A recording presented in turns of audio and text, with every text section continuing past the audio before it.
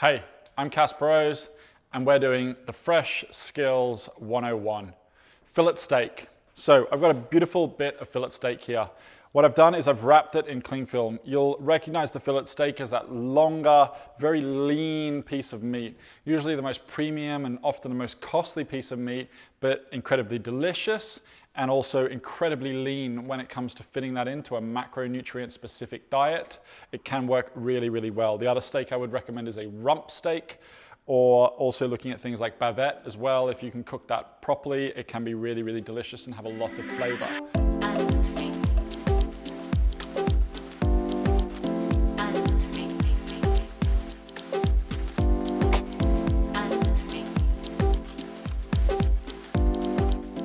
I would say the downside to a fillet steak is the flavor can be a little bit lacking in comparison to a fattier cut or a bavette cut, something that's worked a little harder. But it is an absolutely beautiful cut and really deserves all the praise it gets. The reason I've cling filmed it down is it keeps better. So simply lay out your whole roll of cling film, get your fillet steak through there, and then pull as you're wrapping it in, and keep pulling, work it to the sides a little bit. You can roll some of the sides over and then give it a couple more goes. You're talking probably at least 10 times around to get a nice firm on that. What also happens with a protein like steak is it will set in a lot of that shape once it's been refrigerated and kept in there for say 24 to 48 hours. This one's had a good 48 hours, so it should nicely hold up in there. I'm just going to cut through, get a section for you and show you a really nice way that you can present this steak. It's quite a fancy one, so maybe this is something you're cooking on the weekend, but again, we're going to keep it delicious, and I'm going to show you how to do a steak in the pan only to medium rare fillet steak. Okay, cool. So taking this, we're gonna just go right down into the middle here. I'm gonna keep one side here for somebody who's gonna use this next. You will get a little bit of blood come out if it's wet, but you should see that fillet through there. You can already see the steak to start to push through, so I'm gonna quickly cut for my other section here, and we're gonna do two today. So here. So these guys are coming out at around about 150 grams each. Steak is pretty high in protein. You're usually getting around 30 grams per 100 grams of protein for a steak, particularly with a lean cut like this. It's going to be low fat and extremely low in carbohydrates as well. Pan comes on and I want high heat. I mean, I want high heat. I don't want blistering high where it's going to burn.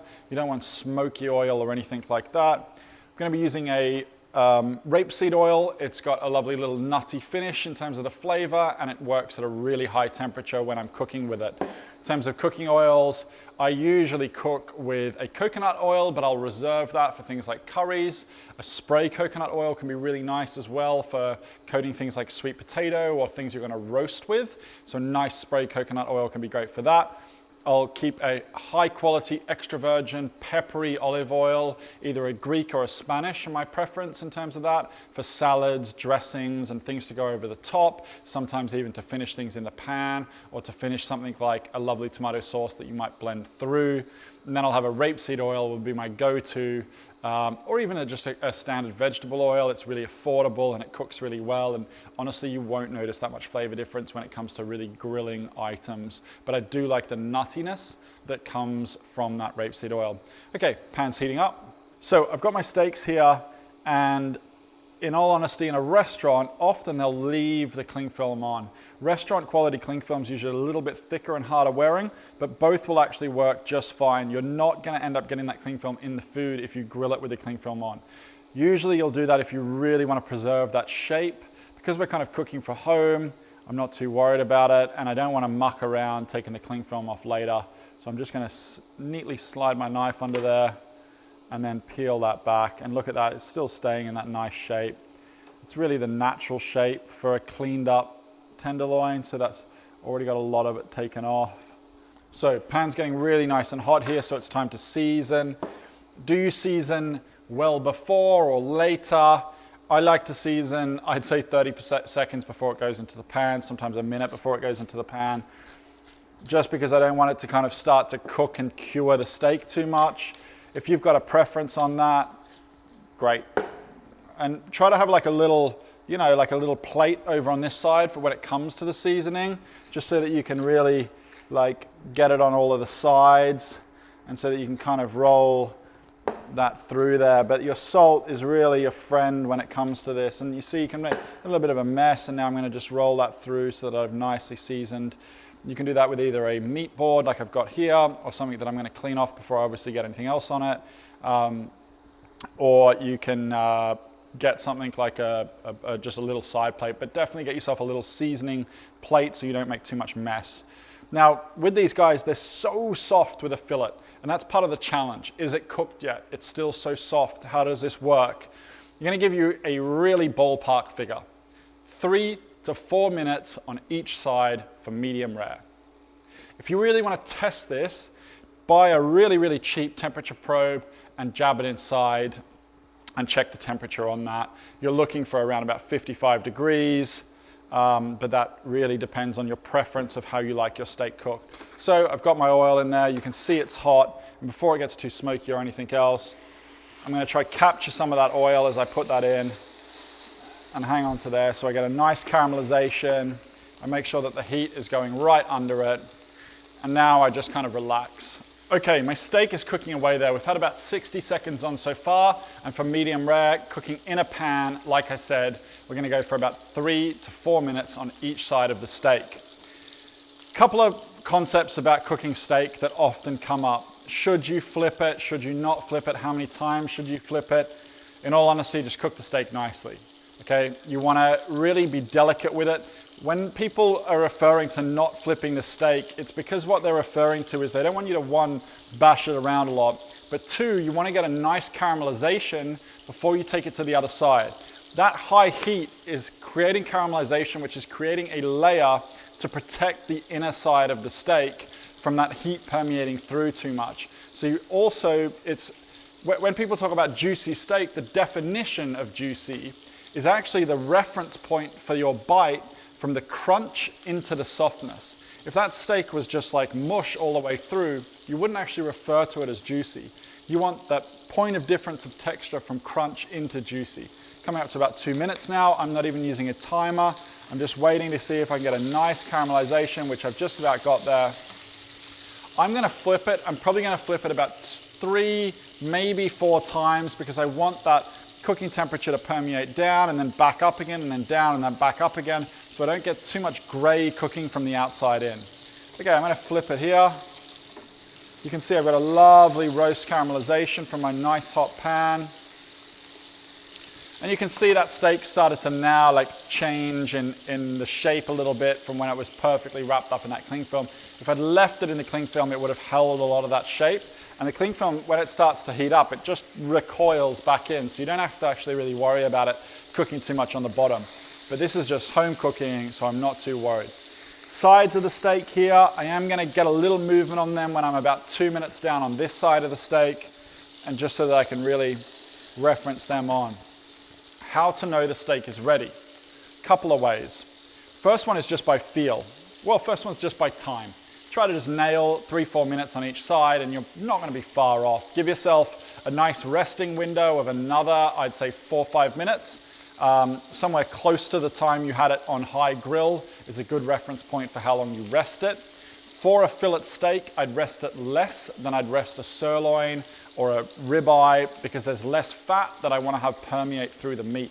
So I really just want to get this nicely cooked, give it a couple of minutes to rest, and then slice it so that when I do slice it, the blood doesn't come out. Okay, so at this stage, I'm going to now grill up on the sides. Not for very long though, just because I want to stop any juices escaping. That's why I'm grilling the sides of this steak. Tetsuya in Sydney, who's a 3-star chef or 3-hat chef, he flips his steak, I think, like 100 times. You can check it out on YouTube. There's lots of different techniques and ways of doing this, as long as you have some lot of care and respect. This is a high quality cut of steak. It's a very small part of the cow when it comes out. Steak is an absolute delicious yet luxury item.